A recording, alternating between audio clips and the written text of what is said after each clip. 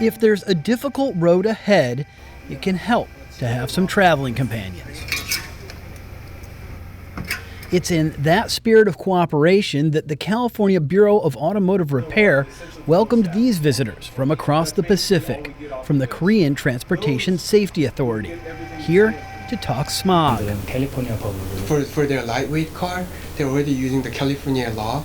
The Korean delegation was in Sacramento for help fine-tuning their own emissions control program, as that program expands to heavier-duty vehicles. We have a lot of interest, not only nationally but worldwide, in our program. Bureau Chief Patrick DeRay says his staff is happy to help and happy to see California's emissions program serve as a model. It's really amazing to me that a program that affects so many people in California can actually make a difference worldwide in our global air quality problem. The California experts drilled down on the data, talking about trouble spots they've encountered and about how they've dealt with them.